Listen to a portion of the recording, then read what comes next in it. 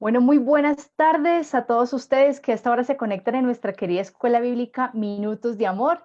Gracias por la asiduidad, por la fidelidad, por estar tan atentos a todas estas jornadas que estamos haciendo de formación bíblica. Para nosotros siempre es un agrado, una gran felicidad poder servirles a ustedes de esta manera, formándonos juntos a la luz de la palabra, a la luz de la Sagrada Escritura, que como hemos visto a lo largo de todos estos jueves que ya llevamos, pues es realmente edificante y es realmente transformante de nuestra vida. Así que gracias y bienvenidos a todos los que a esta hora ya se están conectando. Un saludo muy especial para Ana María, para quien más está allí conectado. Ya estamos también conectados como Minutos de Amor, Manual de Oración. Ahí están llegando poco a poco nuestros queridos estudiantes de esta gran escuela bíblica. Rosam, buenas tardes. Sí, estás de regreso, Rosam, te estábamos extrañando. Diego Humberto, buenas tardes. Qué rico verte allí conectado también. No crean, yo ya me estoy aprendiendo muy bien los nombres de todos los alumnos. Andrea Isabel desde Yopal, bienvenida, bienvenida. Gracias por estar acá. Muy bien. Seguimos esperando a los demás alumnos de nuestra querida escuela. Hoy vamos a culminar la fase de estudio inicial de Lucas y dentro de 8 días vamos a iniciar con Juan. Guillermo, muy buenas tardes. Raquel, Carla María, buenas tardes. Qué bien, ahí ya estamos llegando. Teresita, buenas tardes. Qué rico saludarte a esta hora. Leonor, buenas tardes. Qué rico que ya estés por acá. Andrea, es con muchísimo gusto. Eso lo hacemos con muchísimo gusto porque nos encanta ser servidores de la palabra y nos encanta que sus corazones se inflamen con el amor del Señor. José Joaquín desde Arboletes, que siempre nos dice que está a la orilla del mar, haciéndonos fieros, haciéndonos cocos, porque nosotros estamos por acá en Bogotá con un poquitito de frío. En cambio, José Joaquín está allá a la orilla del mar. Un saludo para ti y para toda la familia, José Joaquín. Muy bien. Caribe presente, como siempre lo dices. Claro que sí. Bueno, entonces ya estamos llegando varios. Margarita, muy buenas tardes. Qué rico verte por acá.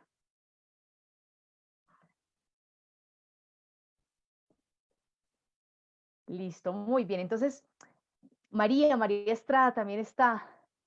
María Elena, muy bien. Listo, Raquel. Entonces vamos a comenzar. Lucinia, un abrazo para ti. Buenas tardes.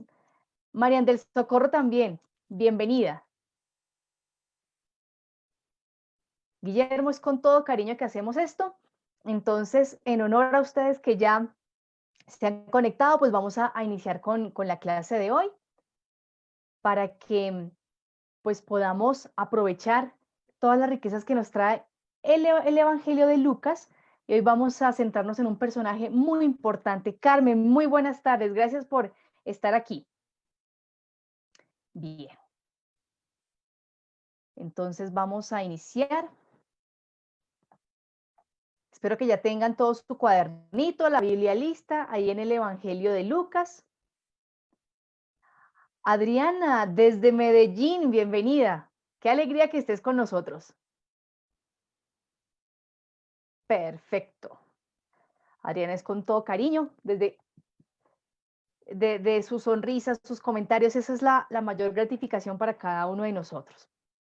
Bueno, entonces ya están viendo ustedes allí la pantalla, así que listos para seguir estudiando al Evangelio de Lucas. Como les decía, hoy vamos a culminar esta segunda parte donde vamos a ver ciertos elementos del planteamiento teológico del libro y vamos a ver cómo esta propuesta de Lucas, de cómo entendió la comunidad lucana el ser y hacer de Jesús, se expresa en la acción concreta de una persona. ¿Sí? Entonces no les adelanto más, vamos a ir así despacito y vamos a iniciar suplicándole pues al Señor como siempre que nos ilumine, que nos ayude, que nos guíe en este estudio que vamos a hacer para que pues no sean nuestras palabras, no sean nuestros pensamientos, sino los pensamientos de Dios. Entonces, vamos a orar invocando a María, Nuestra Señora, y lo vamos a hacer con la oración que el Espíritu le inspiró, que nosotros conocemos con la oración del Magnificat. Entonces vamos a unirnos a María en esta alabanza al Señor por hacer cosas grandes, por hacer cosas prodigiosas. Vamos a tener muy presentes a las personas que se han encomendado a nuestra oración y a poner en manos del Señor por la situación de nuestros países, de Latinoamérica, del mundo entero, para que por intermedio de la Santísima Virgen pues podamos obtener la salud, la seguridad, la prosperidad, la transformación, el cambio, bueno, todo aquello que necesitamos. Entonces vamos a decir juntos, en el nombre del Padre, del Hijo, del Espíritu Santo. Amén. Ustedes en casa leen también. Proclama mi alma la grandeza del Señor. Se alegra mi espíritu en Dios mi Salvador, porque ha mirado la humillación de su esclava. Desde ahora me felicitarán todas las generaciones, porque el poderoso ha hecho obras grandes por mí. Su nombre es Santo, y su misericordia llega a sus fieles de generación en generación. Él hace proezas con su brazo, dispersa a los soberbios de corazón, derriba del trono a los poderosos y enaltece a los humildes. A los hambrientos los colma de bienes y a los ricos los despide vacíos. Auxilia a Israel su siervo, acordándose de su santa alianza, según lo había prometido a nuestros padres, en favor de Abraham y su descendencia por siempre. Gloria al Padre, y al Hijo, y al Espíritu Santo, como era en el principio, ahora y siempre, por los siglos de los siglos. Amén.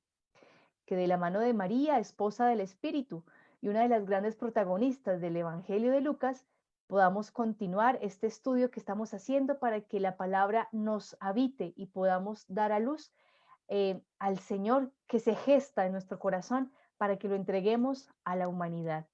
En el nombre del Padre, del Hijo, del Espíritu Santo. Amén. Bueno, muy bien.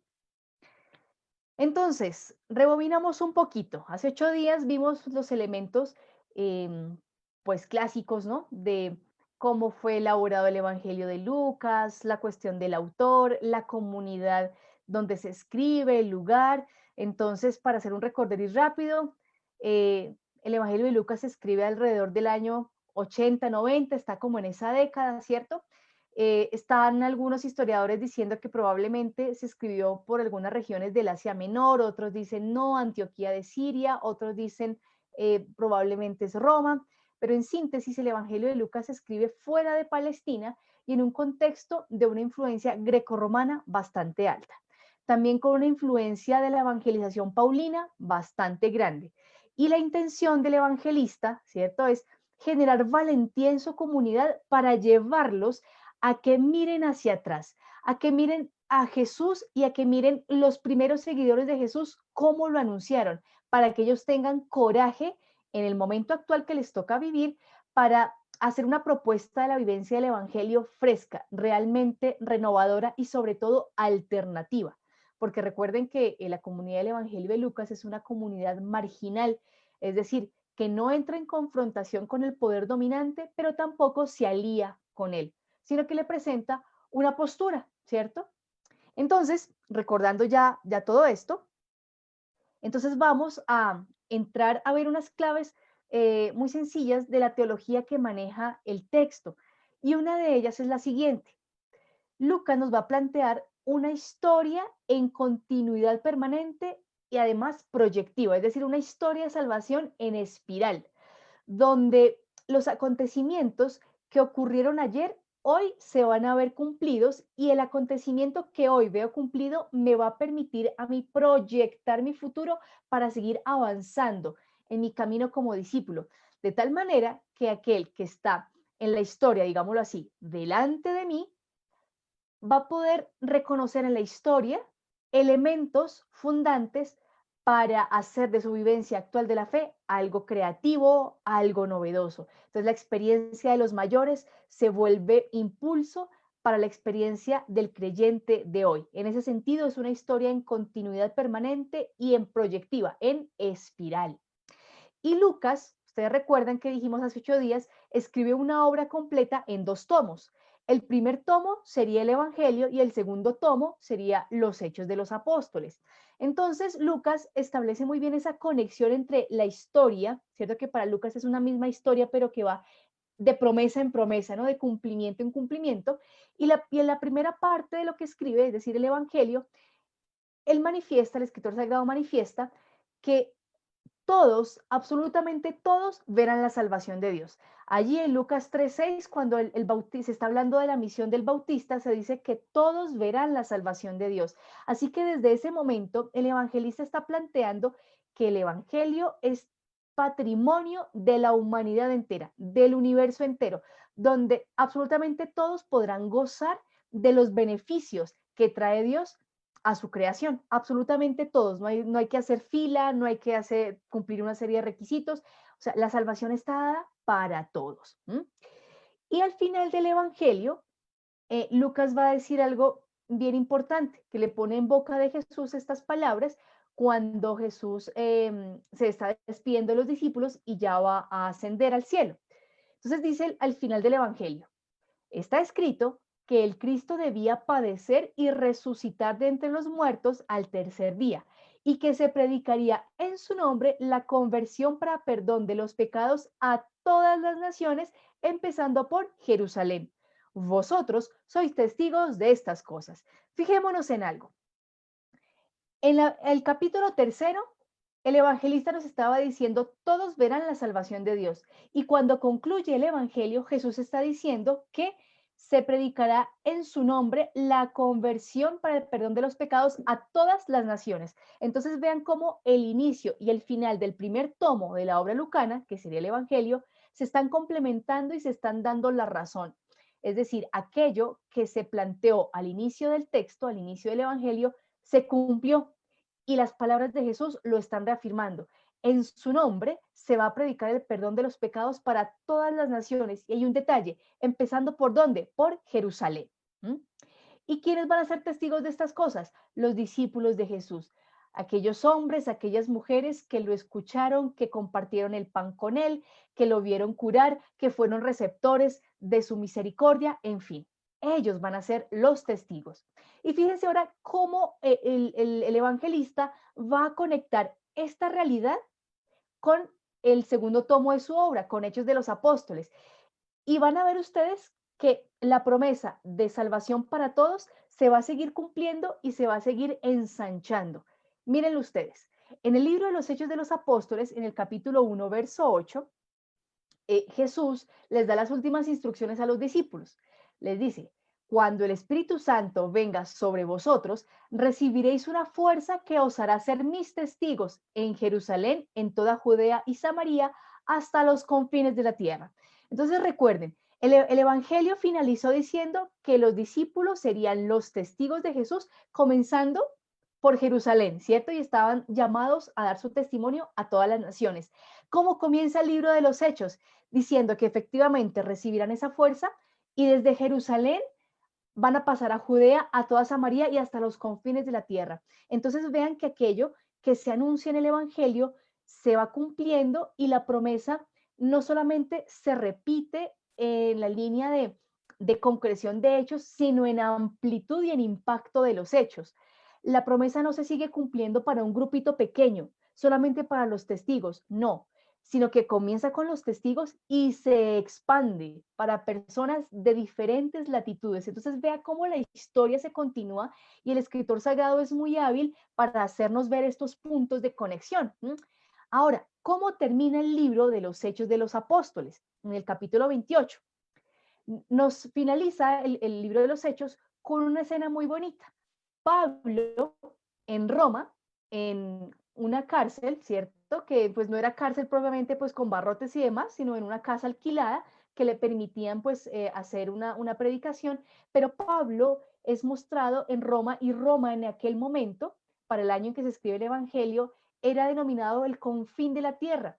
O sea, llegar a Roma era llegar a lo máximo, porque Roma era el dueño y señor de una buena parte de la tierra. Entonces, llegar a Roma era llegar a la meta del anuncio de Jesucristo. Si Roma conocía a Jesucristo, el discípulo había hecho su labor de manera óptima. Entonces, fíjense cómo cierra el evangelio, el texto de Hechos.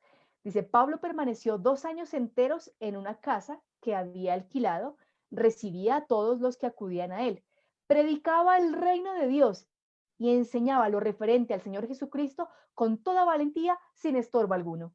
Entonces, fíjense, aquel anuncio que se hizo en el Evangelio, en el capítulo 3, versículo 6, de que y todos verán la salvación de Dios, se cumplió en Jesús, se cumplió en Jerusalén, se cumplió en Judea, se cumplió en Samaria y llegó hasta los confines de la tierra. Y eso como lo vemos en la figura de Pablo.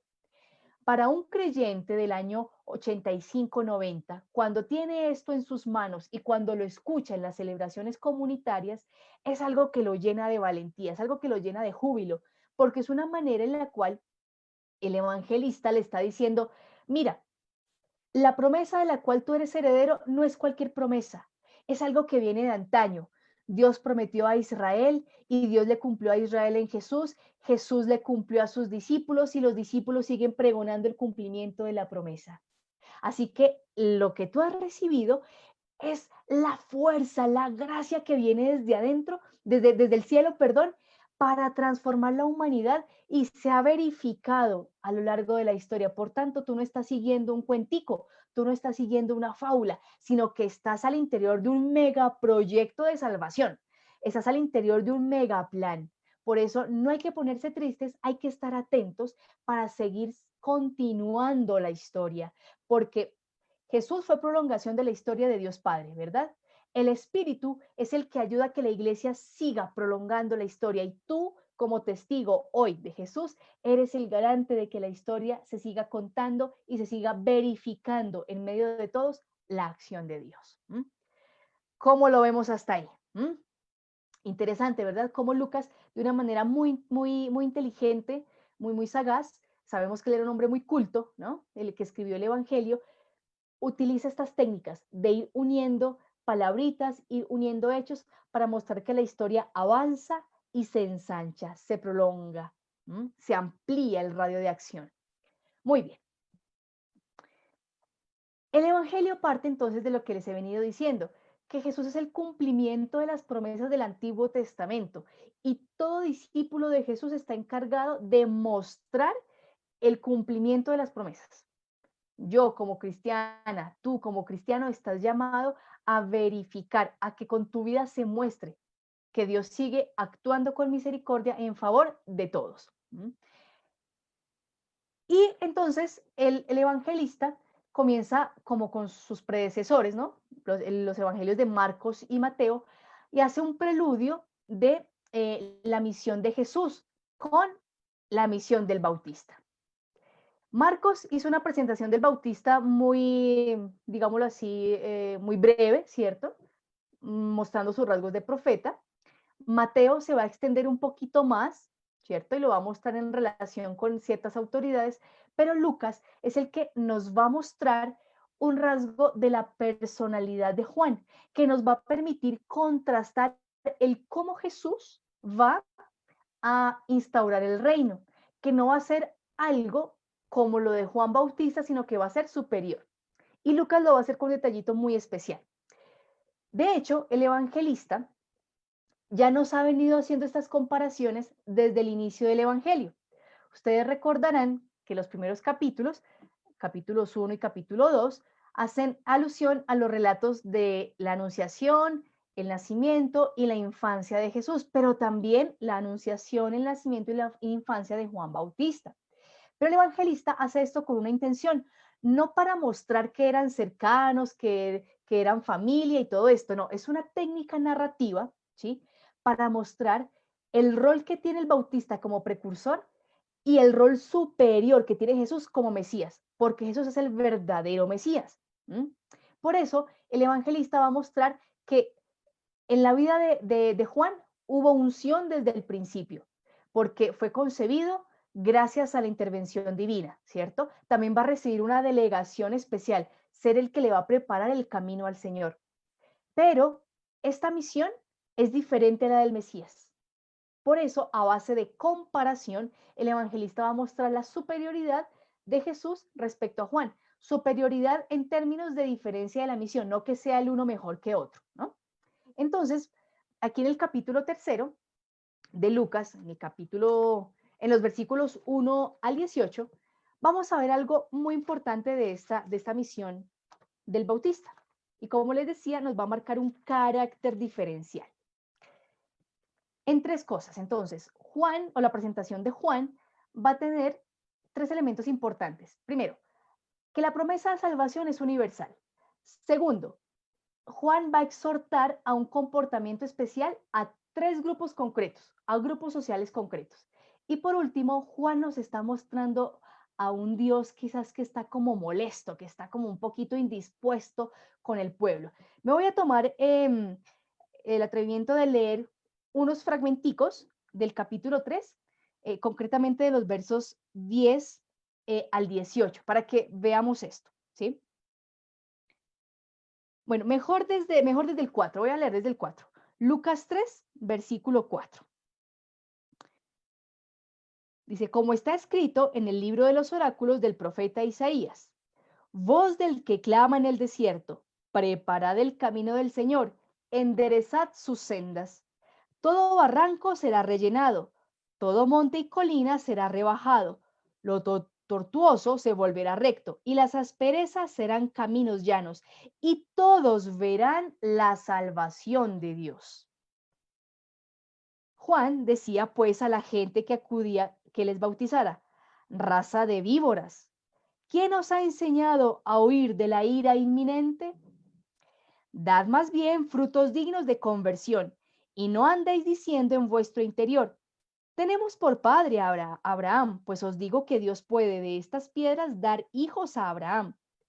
Ya está el hacha preparada junto a la raíz de los árboles, de modo que todo árbol que no dé buen fruto será cortado y arrojado al fuego.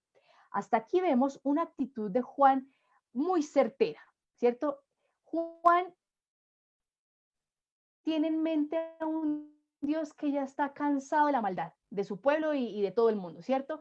Y cómo expresa la ira, que está a punto el hacha de cortar el árbol, ¿sí? Como quien dice, va a haber una acción de Dios que está a punto de derribar. El que se salvó, el que fue bueno e hizo cosas buenas se salvó, el que no, ya no hay nada que hacer, ya al fuego eterno. Esa es la mentalidad de Juan, ¿sí? La gente le preguntaba entonces a Juan, oye, entonces, ¿qué debemos hacer? Porque ante esa sentencia, ¿qué debemos hacer? Entonces Juan dice, el que tenga dos túnicas, que las reparta con el que no tiene. El que tenga para comer, que haga lo mismo. Vinieron también publicanos a bautizarse, publicanos, ojo a esto. Y le preguntaron, maestro, ¿qué debemos hacer? Él respondió, no exijáis más de lo que os está fijado. Le preguntaron también unos soldados, ¿y nosotros qué debemos hacer? Él les contestó, no hagáis extorsión a nadie, no hagáis denuncias falsas y contentaos con vuestra soldada o con vuestro salario. Entonces aquí el Bautista, Lucas sí lo muestra exhortando a ciertos grupos poblacionales. En Marcos y Mateo no era quizás como tan evidente estos grupos a los cuales hablaba. Bueno, en Mateo, Mateo nos presenta a Juan Bautista siendo muy fuerte, es con los fariseos que llegan a bautizarse, ¿no? De hecho, Mateo le dice raza de víboras es a los fariseos, pero aquí Lucas lo hace en general.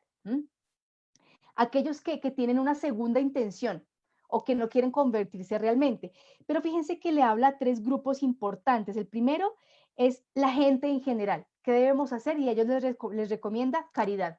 El que tenga dos túnicas, que dé una. Y el que tenga comida, que comparta con el que no tiene. Luego le habla a los publicanos, aquellos cobradores de impuestos. Miren, no engañen a la gente, no cobren de más. Y luego a los soldados. Entonces, ahí hace un elemento muy interesante la exhortación del Bautista porque son como tres niveles de público. La gente en general, ¿cierto? El sector de los publicanos, que eran como los ricos de la sociedad, ¿cierto? Y estaban muy en conexión con el pueblo y recibían incluso el maltrato y el rechazo del pueblo y los soldados. O sea, habla en general al pueblo de Israel y a Roma, ¿sí? A todas las autoridades gubernamentales y militares. Entonces, el Bautista está haciendo una segmentación muy interesante de su prédica, pero para evitar confusiones, ¿sí? El texto va a decir en Lucas 3:15, como la gente estaba expectante y andaban todos pensando para sus adentros acerca de Juan, si no sería el Cristo, declaró Juan a todos: yo os bautizo con agua, pero está a punto de llegar alguien que es más fuerte que yo, a quien ni siquiera soy digno de desatarle la correa de sus sandalias. Él os bautizará con Espíritu Santo y fuego. Y fíjense cómo termina. En su mano tiene el bieldo para aventar su parva, recogerá el trigo en su granero, pero quemará la paja con fuego que no se apaga. Y con otras muchas exhortaciones anunciaba a la gente la buena nueva. Para Lucas, la buena nueva comienza a anunciarse también desde Juan. ¿Listo? Entonces Juan comienza a decir, mire, es que ya es inminente, la llegada del Señor es inminente, pero el Señor está iracundo. El que se salvó y el que no, no se salvó.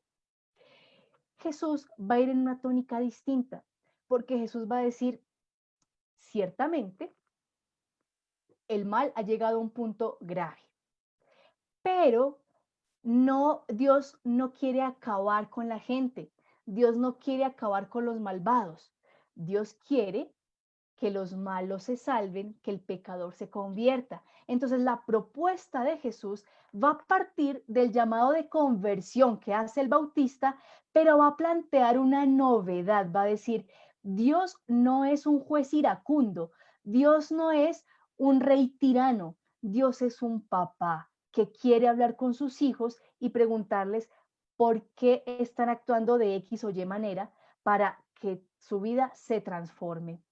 Bien, entonces vamos a ver que el ministerio de Jesús es otra línea, es otra tónica. ¿Cómo comenzamos a ver esto? Desde la genealogía de Jesús.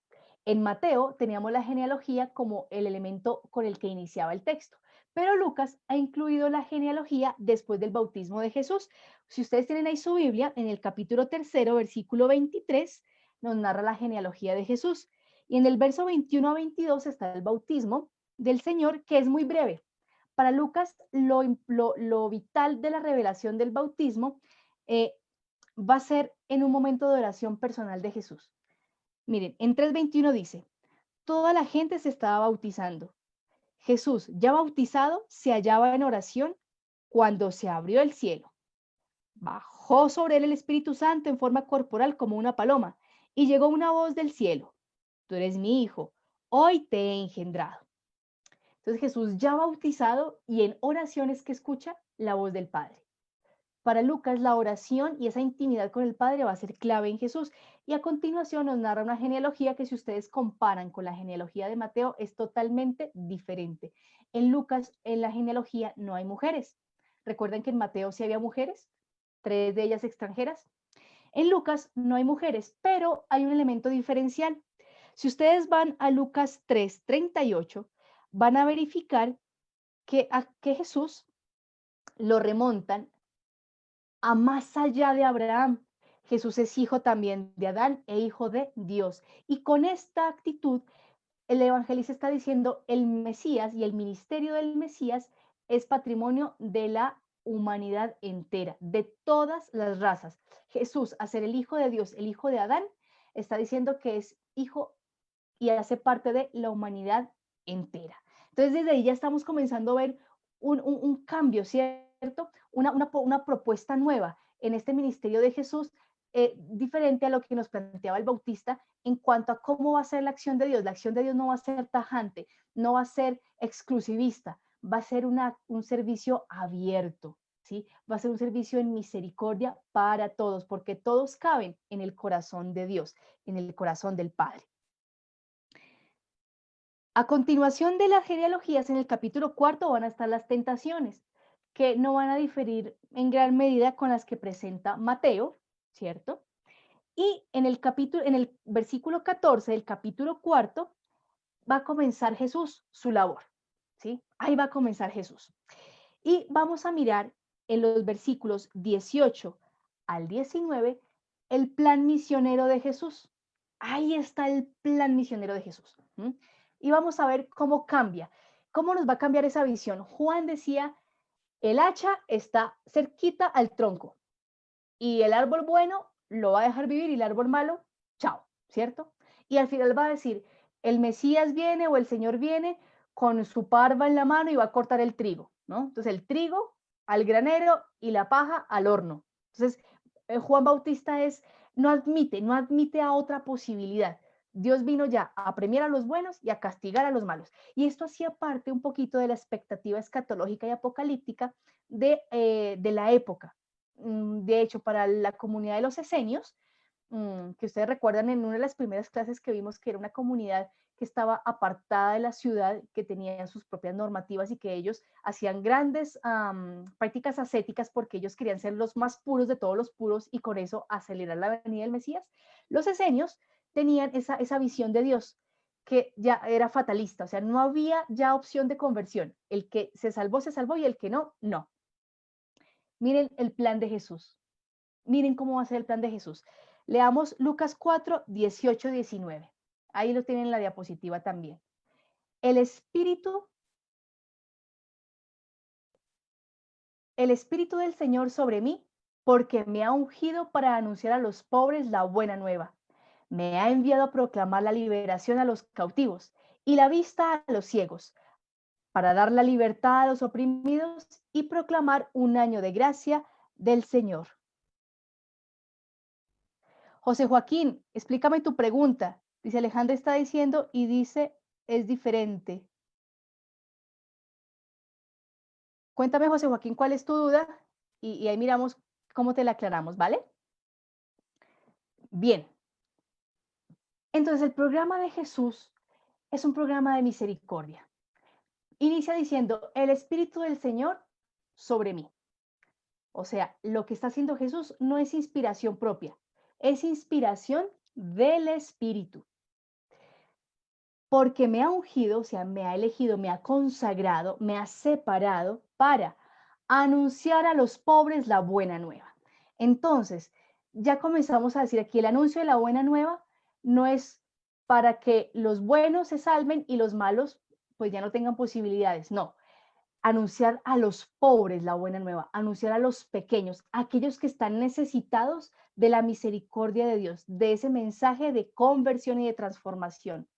Me ha enviado a proclamar la liberación a los cautivos y la vista a los ciegos, para dar la libertad a los oprimidos. Miren estos verbos: anunciar a los pobres la buena nueva, proclamar la liberación, dar vista a los ciegos, libertad a los oprimidos y por último, proclamar un año de gracia del Señor. El programa de Jesús es un programa netamente libertador y restaurador de la condición humana, para que a partir de allí el hombre esté en capacidad de optar nuevamente por Dios. Cuando el hombre está dividido, está esclavo de sus pasiones, cuando el hombre está esclavo del pecado, no tiene posibilidad de optar. ¿Por qué? Porque está prisionero, porque no, su voluntad no es libre, está condicionado. Está condicionado por sus tristezas, por sus errores, en fin. Entonces, la acción de Jesús va a comenzar, como quien dice, primero con lo primero, con la liberación. Liberar a los que están cautivos de diversas realidades, cautivos de la tristeza, cautivos de la represión, cautivos porque se sienten acomplejados. A todos ellos va a ir, ¿no? A proclamar la liberación para ellos. Dar la vista a los ciegos, a los que no son capaces de ver dónde está la salvación, dónde está el bien.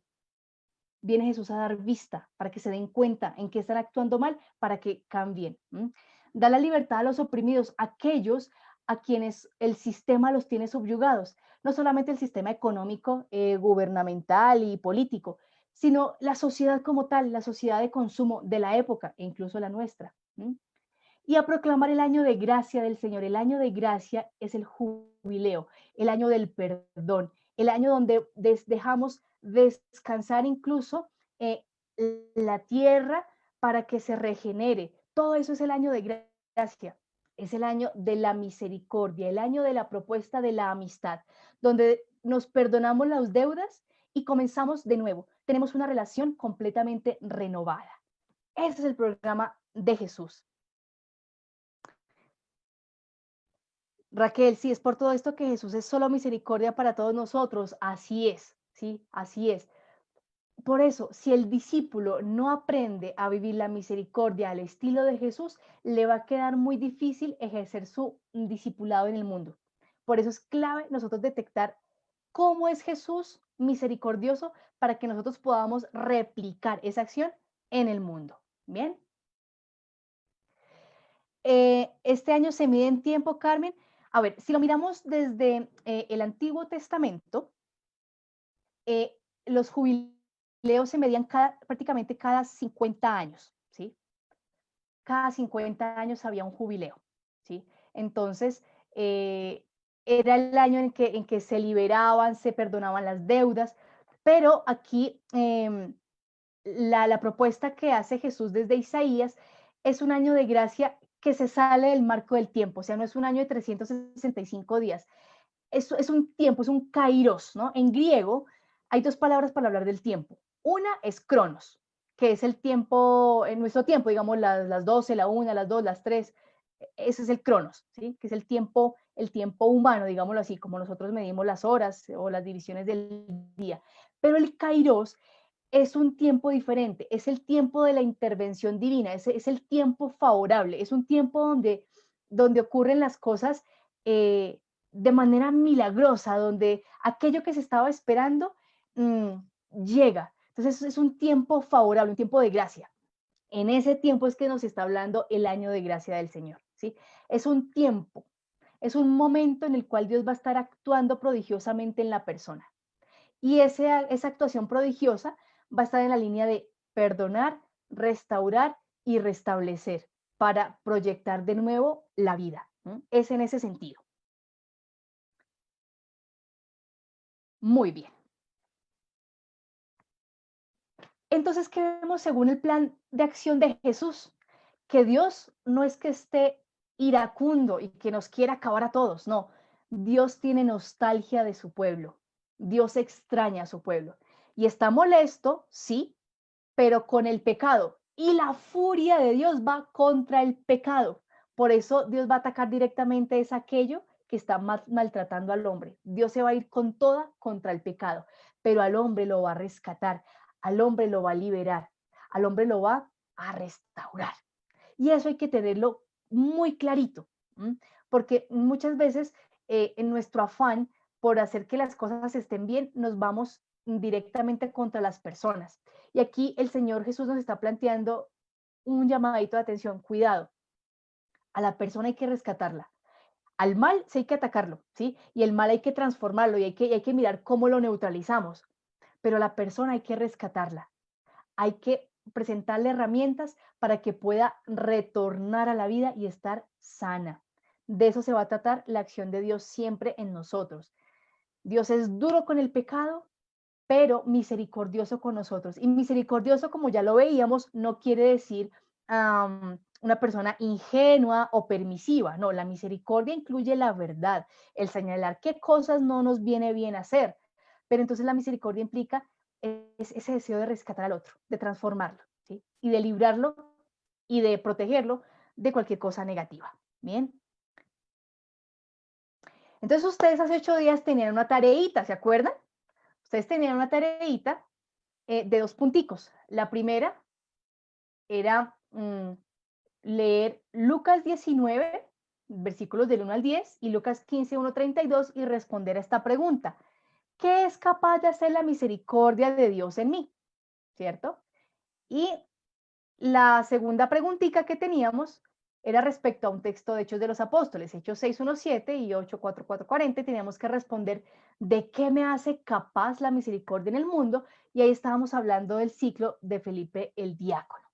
Entonces, en esta ocasión yo quiero que miremos algo muy interesante de este primer texto. Ustedes, si hicieron la tarea, recordarán que es la historia de un personaje muy particular, que es la historia de Saqueo. Entonces, con la historia de Saqueo, vamos a ver el cumplimiento de este plan misionero de Jesús en la historia de Saqueo, que es la historia nuestra también y la historia de muchas otras personas que están a nuestro alrededor anhelando la misericordia de Dios. Entonces, en otro momento vamos a ahondar en el hijo pródigo y en el ciclo de Felipe, pero hoy vamos a centrarnos en Saqueo para que miremos una serie de riquezas impresionantes del Evangelio, ¿vale? Bien, Entonces nos vamos a ubicar en el capítulo 19 del Evangelio de Lucas, ¿sí? Capítulo 19, versículos 1 al 9.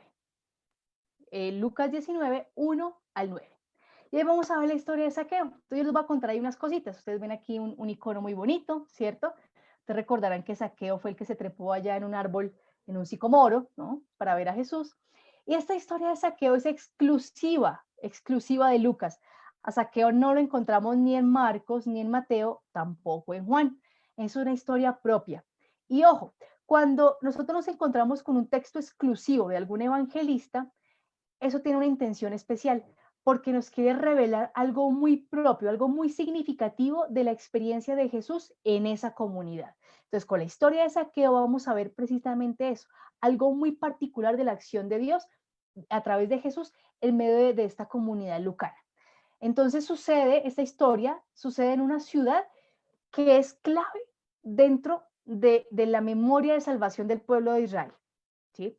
Es una ciudad que es insigne, es una ciudad que a nivel simbólico representa muchísimo. Y el bendecido o el favorecido, es decir, Saqueo, es una persona que socialmente no era muy querida, que aparentemente, según los criterios humanos, no se merecería el perdón del Señor, ni un buen trato de Jesús, nada. O sea, Saqueo no se merecería nada de buen trato. Por eso, esta historia es para nosotros un modelo muy bonito de conversión y de viaje interior para poder cambiar, dejarnos sobre todo cambiar por el Señor. Entonces, con este preámbulo vamos a sumergirnos en la historia de Saqueo. Lucinia, tú nos dices, es capaz de transformar cualquier corazón por enfurecido que esté. Evidentemente, ¿sí? Recordemos la definición del Señor, de Dios que se nos da en el Antiguo Testamento. Lento a la cólera, rico en piedad y leal, ¿sí? Es cierto, a Dios hay cosas que lo sacan de casillas. La maldad, el pecado, la corrupción, la hipocresía. Pero prima en Dios el amor y el deseo de restaurar a su criatura. Prima eso. Nosotros tenemos que hacer también ese ejercicio de que prime más la misericordia para que podamos ayudar al hermano. Entonces, voy a leer el texto. Ustedes allá en su Biblia me siguen. Entonces yo voy a leer el texto aquí de Saqueo y vamos a comenzar a desmenuzar el texto. Dice, entró en Jericó, ¿quién? Jesús, e iba cruzando la ciudad. Había allí un hombre llamado Saqueo, que era jefe de publicanos y rico. Trataba de ver quién era Jesús, pero como era bajo de estatura, no podía, pues la gente se lo impedía. Se adelantó corriendo y se subió a un sicómoro para verle, pues iba a pasar por allí. Cuando Jesús llegó a aquel sitio, alzó la vista y le dijo, Saqueo, baja pronto, conviene que hoy me quede yo en tu casa. Se apresuró a bajar y lo recibió con alegría. Al verlo, todos murmuraban, ha ido a hospedarse a casa de un pecador. Saqueo, puesto en pie, dijo al Señor, Señor, voy a dar la mitad de mis bienes a los pobres, y si en algo defraudé a alguien, le devolveré 4 veces más.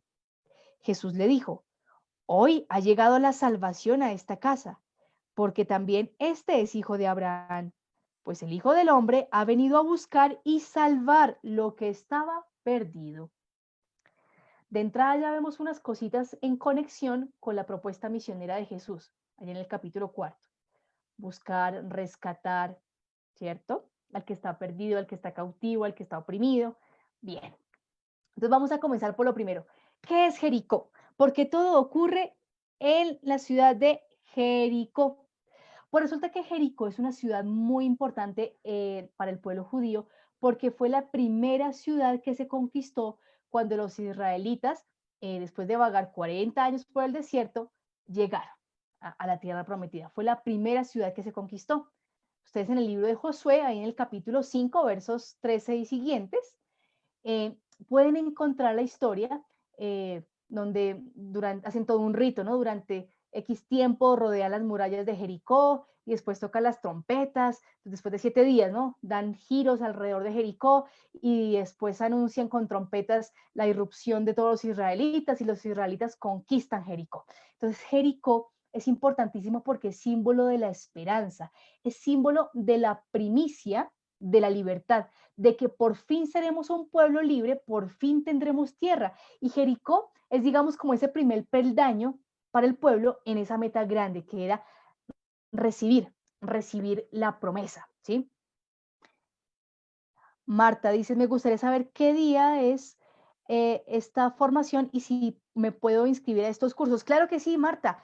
Eh, simplemente llega a nuestro Facebook Live a esta hora, 4 p.m. Estaremos haciendo todos los jueves clase de Biblia. mm, y en nuestro canal de YouTube, que se llama Revista Minutos de Amor, puedes ver las clases anteriores. Entonces, de esa manera ya estás allí enlazada, ¿listo? Luz Dari, un saludito también para ti.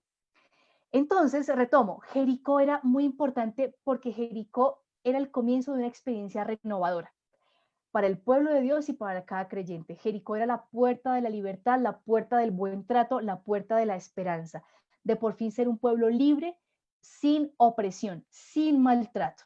Eso es Jericó. ¿Mm? Aquí en el mapita la podemos ver, ¿no?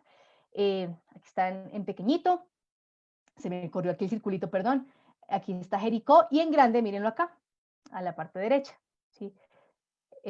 Aquí está el río Jordán. Entonces los israelitas entraron por este punto, de aquí a acá. Entonces era la primera ciudad que iban a conquistar de todo este terreno, de todo este territorio. ¿Sí? Entonces era importantísimo, importantísima Jericó dentro de toda la historia del pueblo. Ahora bien, miremos un poquito el nombre Jericó desde el hebreo, porque Jericó es un nombre hebreo. Entonces, Jericó se lee de derecha a izquierda, se escribe de esta manera, ¿sí? Y Jericó traduce algo muy bonito, traduce fragrante o fragante. Es decir, aquello que emite un olor agradable, un olor suave, placentero. Entonces, digamos que llegar a Jericó era, ay, eso significaba que el olor cambiaba, era olor a libertad, era un olor delicioso. Entonces, Jericó significaba olor suave, olor placentero. Etimológicamente eso significa la palabra. Y una cosa muy bonita, Jericó, la palabra Jericó en hebreo está relacionada con la palabra ruaj, con el verbo ruaj. Y ruaj significa espíritu, significa soplo, viento, fuerza, pero como tal implica respirar, soplar, oler e incluso percibir algo por anticipado. Es como cuando nosotros estamos en casa, ¿cierto? Y estamos en el segundo piso y desde allá nos llega el olor de lo que está cocinando mamá y uno dice, qué rico, platanito asado. Antes de que nosotros veamos el platanito asado y que vayamos a almorzar, por el olor ya sabemos que eso está presente. Entonces, eso pasaba con Jericó, ¿sí? El hecho de llegar a Jericó era ya percibir por anticipado que se iba a dar la libertad. ¿Mm? Jericó entonces es la oportunidad de qué? De convivir con el espíritu que nos da la comunión plena con Dios. Eso es Jericó, eso significa la ciudad de Jericó. Muy importante, ¿verdad? Pero, ¿qué pasaba? En los tiempos de Jesús la realidad era otra. O sea, aquello que para los israelitas que llegaron por primera vez a Jericó significó, ¿no?, haber llegado a esta ciudad, en los tiempos de Jesús ya no era, ya no correspondía. Porque en Jericó se había generado mucha opulencia, gran corrupción, había marginación, había maltrato, los unos se aprovechaban de los otros, cobraban de más ciertas cosas, en fin, Jericó desde hacía mucho tiempo había dejado de ser esa fragancia suave. Y digamos que a nivel simbólico, el olor que despedía pues no era agradable, era olor a esclavitud, era olor a desesperanza, olor a desazón, a tristeza. Eso estaba pasando en Jericó. Y justo llegó Jesús a Jericó. ¿Mm? ¿Qué decían de Saqueo? Según el texto, ¿qué decían de Saqueo? Primero que era un varón, que era hombre, ¿cierto? ¿Cuál era su puesto, su labor? ¿Cómo se ganaba el sustento Saqueo? Como jefe de publicanos. Saqueo no era como Leví, el del Evangelio de Mateo, un simple cobrador de impuestos, no. Era el jefe de todos los que cobraban impuestos en la región. ¿Esto qué implicaba? Que Saqueo recibía una serie de ganancias bien interesantes. ¿Por qué? Porque a los publicanos y a los jefes de publicanos, Roma no les asignaba un salario, sino que ellos tenían que buscarse su salario desde lo que cobraban. Entonces, claro, si el impuesto era 1 denario, ellos tenían que cobrar, digámoslo así, 2 denarios para con uno responderle a Roma y el otro, pues pagarse a ellos mismos. De hecho, la ley permitía que hasta 3 veces se subiera el monto. Lo que se pasara de allí ya era usura, ya eso era delito. Pero ¿qué pasaba? En un lugar donde se hacían triquiñuelas y cosas, entonces los publicanos y los jefes de publicanos aprovechaban y cobraban de más.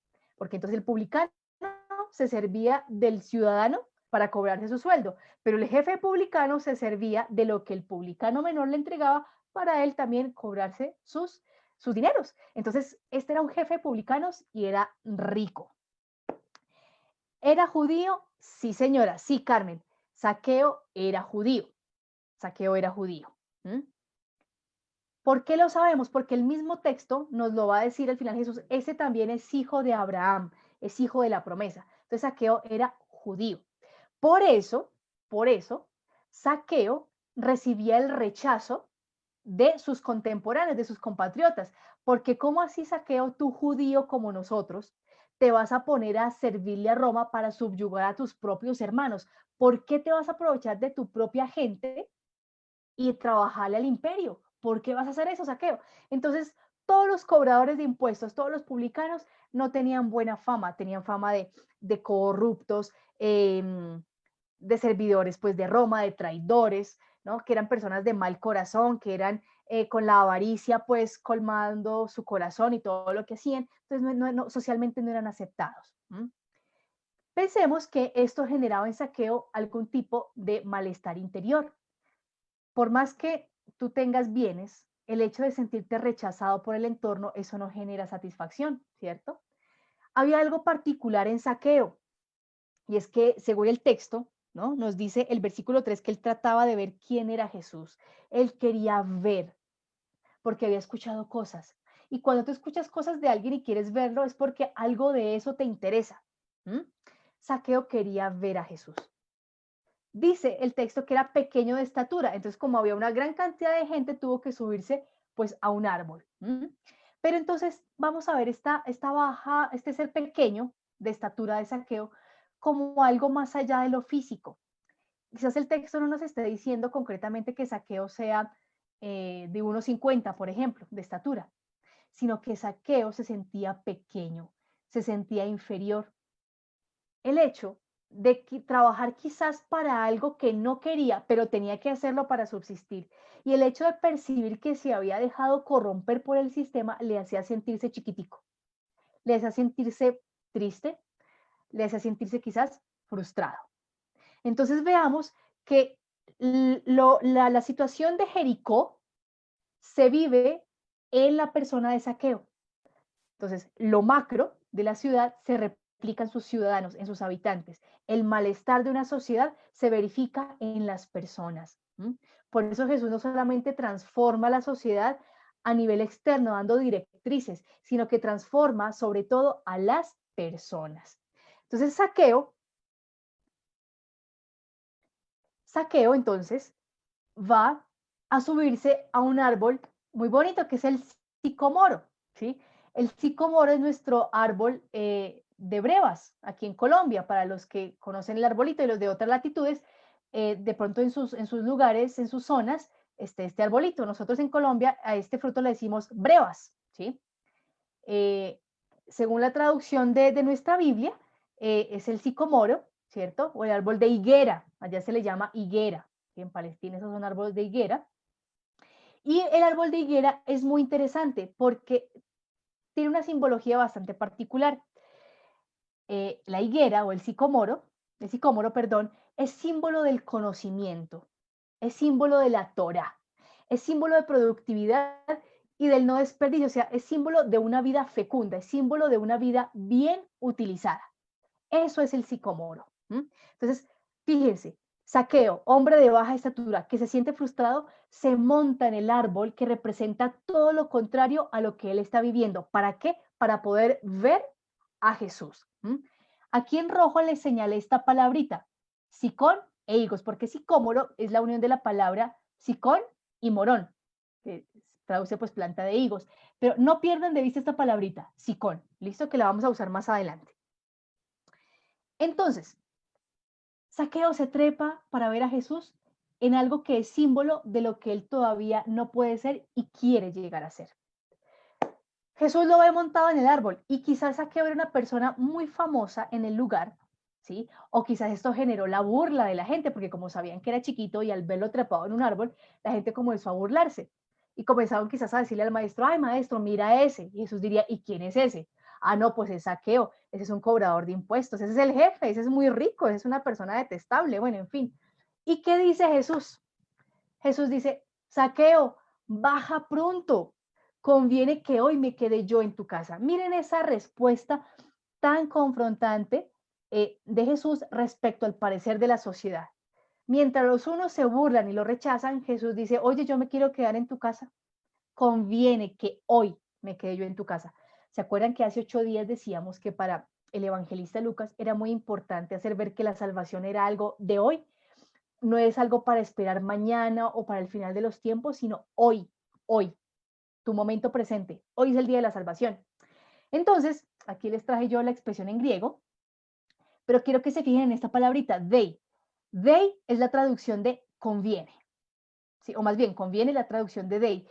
Y la expresión dei es un imperativo, es algo que quiere decir que es en extremo necesario, es imprescindible, es inevitable, es que tiene que ser, ¿sí? Porque es supremamente vital que esto ocurra. Entonces es supremamente vital que yo me quede en tu casa, es lo que le está diciendo Jesús a Zaqueo. Bájese pronto, porque es que es necesario. No puedo irme de Jericó sin estar en tu casa. Eso es lo que le está diciendo Jesús a Zaqueo.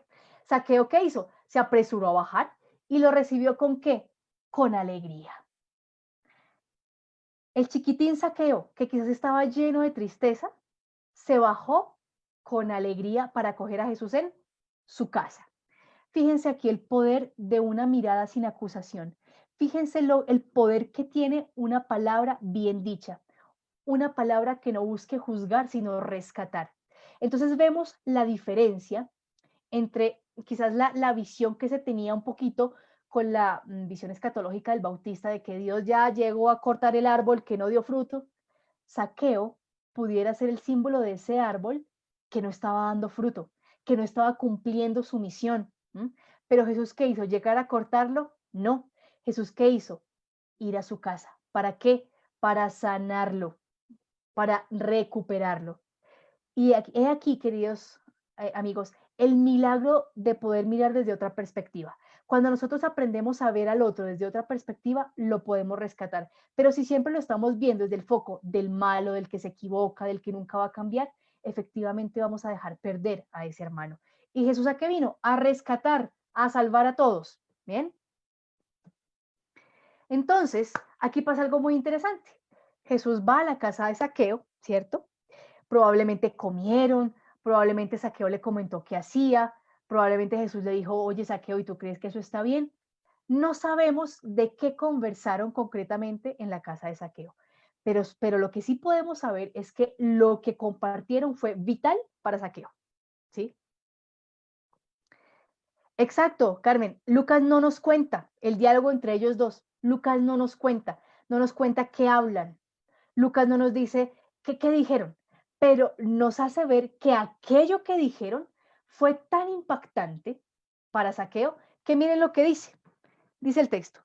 Zaqueo, puesto en pie, dijo al Señor, Señor, voy a dar la mitad de mis bienes a los pobres, y si en algo defraudé a alguien, le devolveré 4 veces más. Entonces, lo que les digo, no sabemos qué hablaron, pero lo que hablaron transformó a Zaqueo. No sabemos qué hablaron de camino mientras iban, mientras se bajó del árbol y fueron a la casa. No sabemos. Y dentro de la construcción del relato, lo que importa es ver la transformación que ocurre en la vida de Zaqueo. Y aquí les resalto yo otra palabrita en rojo. Dice Zaqueo, si en algo defraudé, a alguien le devolveré 4 veces más.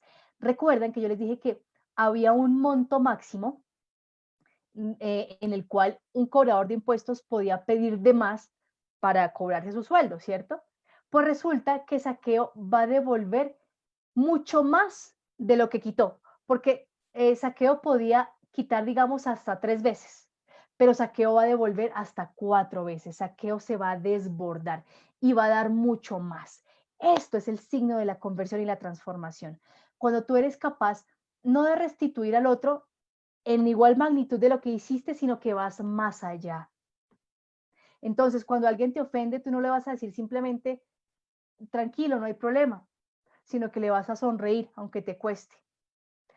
Es dar más allá, es dar un paso más allá. En eso consiste la misericordia. Y entonces, aquí nos vamos a meter con otra palabrita griega. Defraudé en griego se dice esicofantesa, ¿sí? Esicofantesa, perdón, el acento está acá. Esicofantesa. Eso así se dice defraudé. Y este es el auristo del verbo psicofanteo. Entonces, psicofanteo es defraudar. Auristo es un tipo de conjugación en griego que indica una acción que se desarrolló en el pasado y que fue una acción puntual, que no tuvo una larga duración, una acción puntual. Entonces, psicofanteo, que sería este verbo aquí que está detrás de defraudar, pues significa eso, engañar, delatar, sacar ventaja. Pero hay algo importante y es que esta palabrita psicofanteo está relacionada con el árbol de higos, con la higuera, con el árbol con el sicomoro. Vamos a ver cómo está relacionado y vamos a ver una cosa muy interesante. Entonces, psicofanteo es el verbo, ¿cierto? Que ya lo vimos que es defraudar, delatar, engañar. Y psicofanteo es la unión de esas dos palabritas, psicón y faineo. ¿Qué significa psicón? Significa higo. ¿Se acuerdan que yo les dije, fíjense en esta palabrita? Psicón significa higo. Y fainei significa mostrar, revelar, hacer ver. Entonces uno podría decir, oye, si psicofanteo, se traduce por defraudar, delatar, engañar, etimológicamente o en su raíz significa mostrar el higo o revelar el higo, ¿de dónde sale el concepto de defraudar o de engañar, cierto? Entonces resulta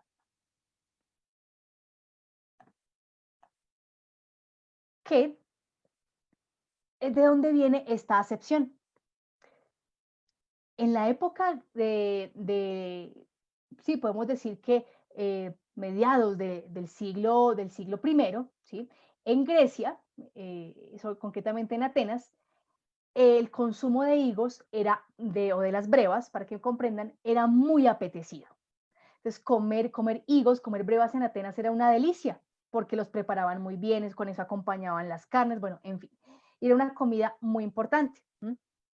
Entonces, habían personas que estaban concretamente atentas para vigilar los arbolitos de higuera, los arbolitos de los sicomoros. Entonces, esas personas que miraban y que vigilaban los árboles eran los psicofantes. Aquí me equivoqué, no es psicofanteo, sino psicofantes. Entonces, los que estaban mirando los árboles, ¿sí? Entonces, unos de ellos, de los que miraban cómo iba el crecimiento, eran unos sacerdotes, ¿no?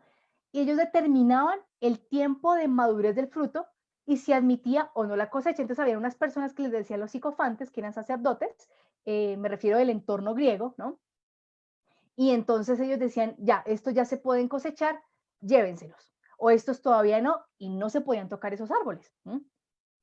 Pero habían otros que eran informantes para el tráfico ilegal de esos higos. Entonces, por un lado, habían personas que decían, ya se puede cosechar o no se puede cosechar. Y por el otro, había unos que se ponían a decir, mire, ese ya se puede cosechar, quítelo y vaya y véndalos a otra parte.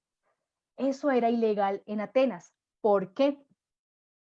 Porque como era tan preciado el higo, tan preciada la breva, los griegos decían, no vamos a exportar.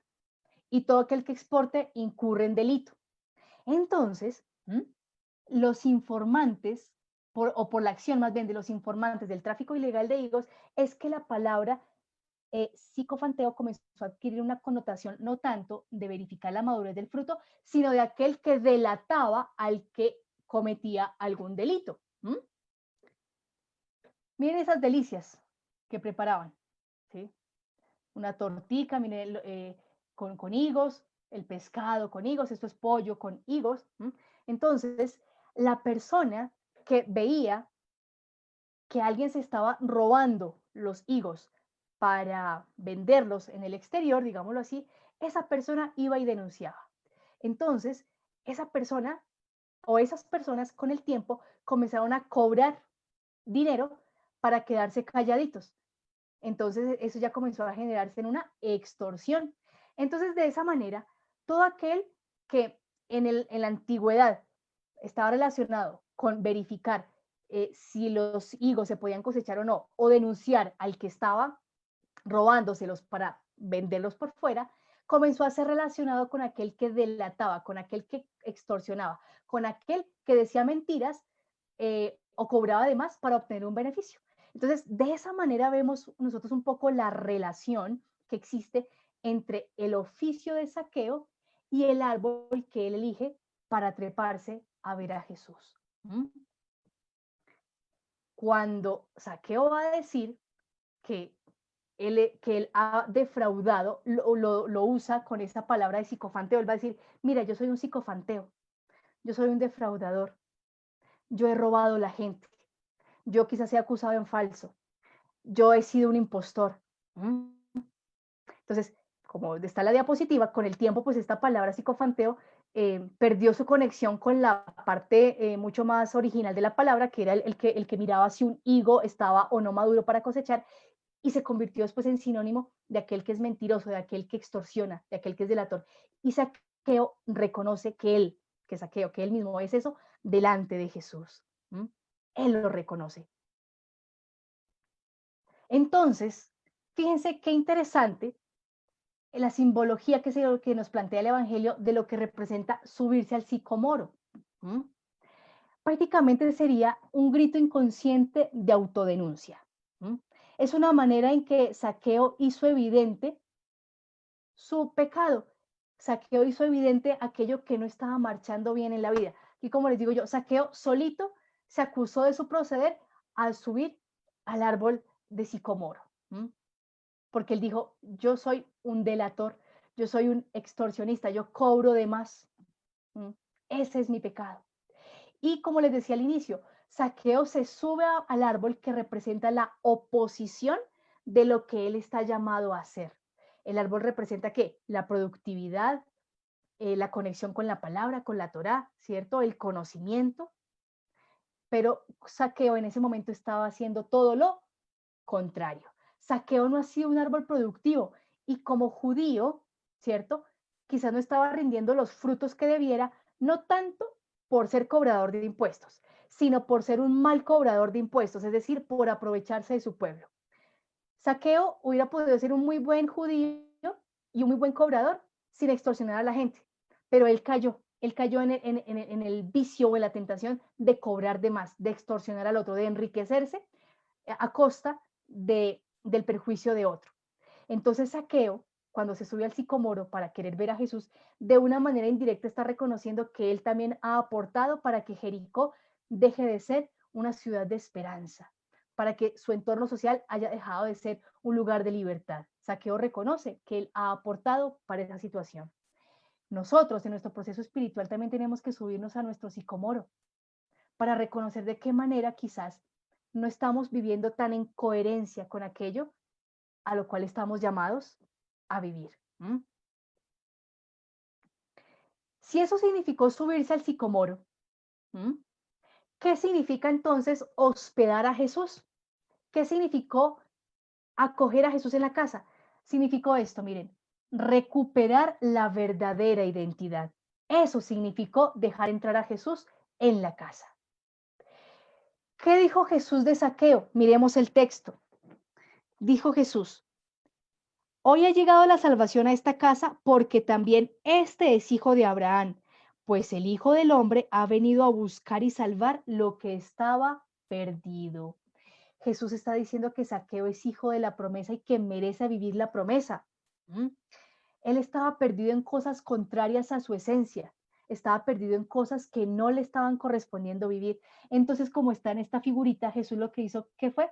Reconstruir el corazón de Zaqueo, para que Zaqueo recordara su esencia, quién es él, cuál es su verdadera identidad y comenzar a actuar en consecuencia. ¿Mm? Zaqueo y todos nosotros merecemos vivir la promesa de libertad.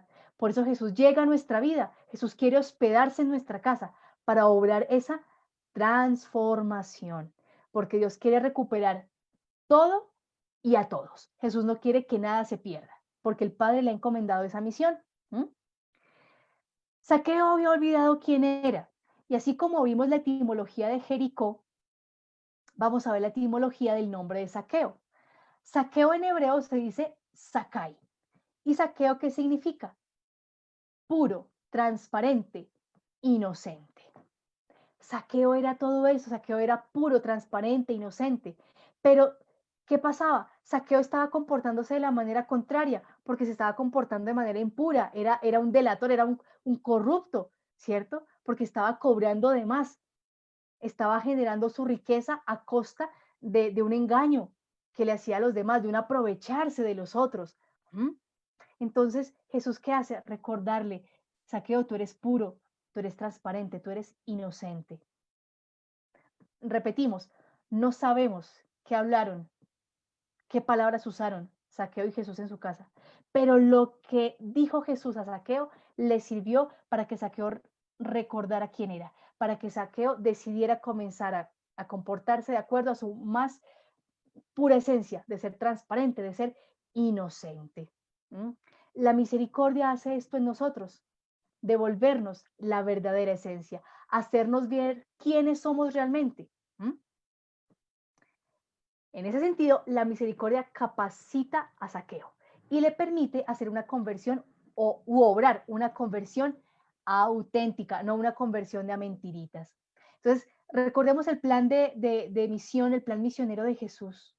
En Zaqueo se cumplió porque lo liberó, le dio la vista y le concedió el año de gracia, el tiempo de gracia, el espacio de sentir a Dios a su favor, de sentir a Dios como su amigo. Y cuando yo siento a Dios como mi amigo, soy capaz de replicar esa experiencia con los otros. Por eso Zaqueo devuelve lo que ha quitado y devuelve mucho más. ¿Mm? Y Zaqueo ya no se mide en ser generoso. Entonces, por eso aquí retorno a lo que les decía al principio de la clase.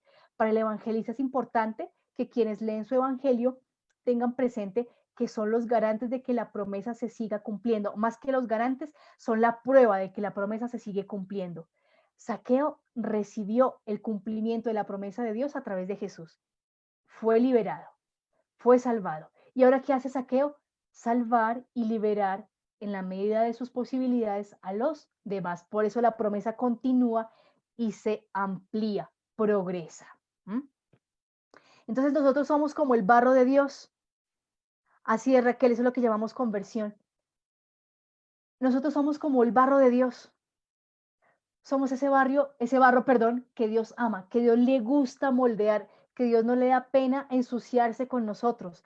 A Dios no le da pena meter sus manos en nuestra esencia, en nuestra naturaleza, para transformarnos, ¿sí? Entonces, vamos a finalizar con unos segunditos de una canción y me interesa que vayan escuchando la letra y sobre todo vean cómo actúa ese alfarero transformando y hagan de cuenta que ese alfarero que están viendo en el video es Dios actuando en cada uno de nosotros, recordándonos nuestra verdadera esencia, recordándonos quiénes somos en realidad.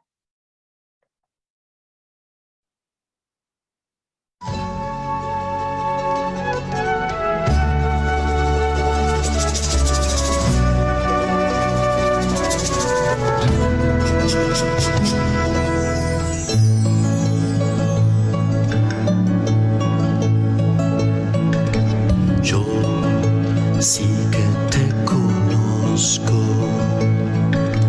tu vida está en mis manos, sos el barro que formó, vos sos el barro que amó. Yo sí que te conozco, tu vida está en mis manos, sos el barro que formó, vos sos el barro que amó. Déjame que te sople mi aliento, déjame modelarte a mi imagen, déjame darte una forma nueva. Deja tu alfarero que trabaje, un barro dócil que confía en su artesano, barro que se funde y nace un nuevo vaso donde lleves el tesoro de mi vida y de mi abrazo. Volver al barro para sentir mi presencia, embarrarse para agarrar transparencia, barro abierto al sol, lo nuevo que hace nueva la existencia. Déjame que te sople mi aliento.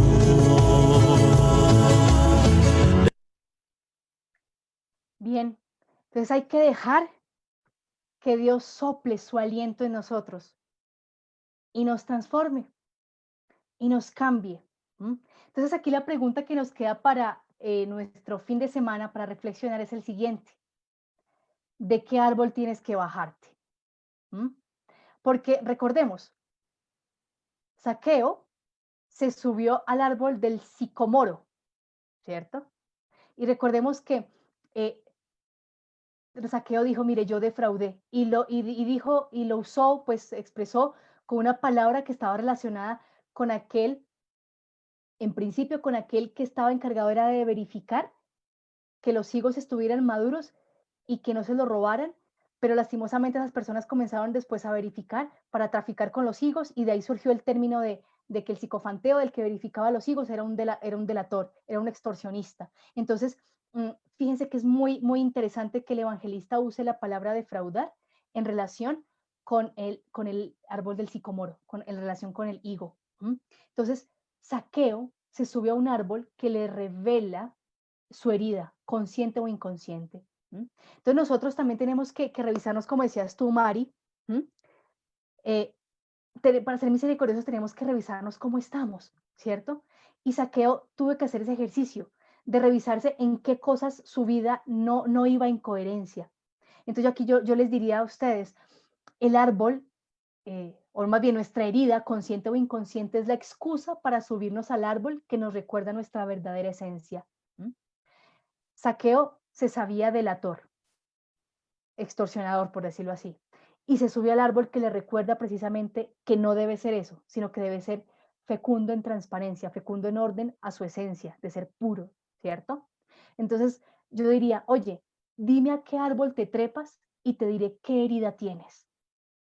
Dime desde dónde estás buscando ver a Jesús, porque allí está tu llamado de transformación. Si yo quiero ver a Jesús desde el árbol de la honestidad, es porque en ciertas cosas no estoy siendo totalmente verdadero o verdadera.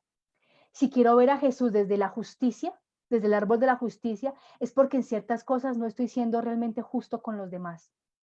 Si estoy queriendo ver a Jesús desde el árbol de la alegría, es porque en ciertas cosas me estoy dejando invadir por la tristeza. Si quiero ver a Jesús desde el árbol de, qué sé yo, del liderazgo, del seguimiento, de la valentía, es porque quizás en algunos aspectos de mi vida me está haciendo falta un empuje, me está haciendo falta más confianza en mí mismo, en mí misma. Revisémonos. ¿A qué árbol nos queremos trepar para ver a Jesús?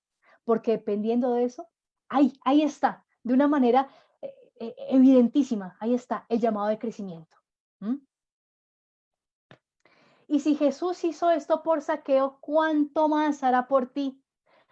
Tú tienes derecho a ser tú mismo, a ser feliz y a ser libre, a ser fecundo. Entonces, bajémonos pronto del árbol para que Jesús pueda ir a nuestra casa y en la conversación que tengamos podamos descubrir cómo ser fecundos, cómo dar los frutos a su tiempo, cómo no traficar con los talentos que tenemos, sino ponerlos a producir para el servicio de los demás, cómo no aprovecharnos de los demás, sino servirlos. ¿Mm? Entonces, muchísimas gracias a ustedes por su asistencia, gracias por estar tan atentos, por sus preguntas, por sus inquietudes. Con todo cariño, pues son todas esas enseñanzas. Como siempre, la grabación de esta clase la pueden buscar en el canal de YouTube, Revista Minutos de Amor, aproximadamente ya el lunes o martes de la próxima semana, ya la pueden ver nuevamente. Y de nuevo, gracias por su presencia, por su asiduidad, por sus preguntas. Cualquier duda que tengan, escríbanme al correo info.minutosdeamor@gmail.com. Como Juliana, no entendí tal cosa de tal clase o me sentí confundida en tal cosa, lo que sea. Estamos ahí para atender sus inquietudes, para responder.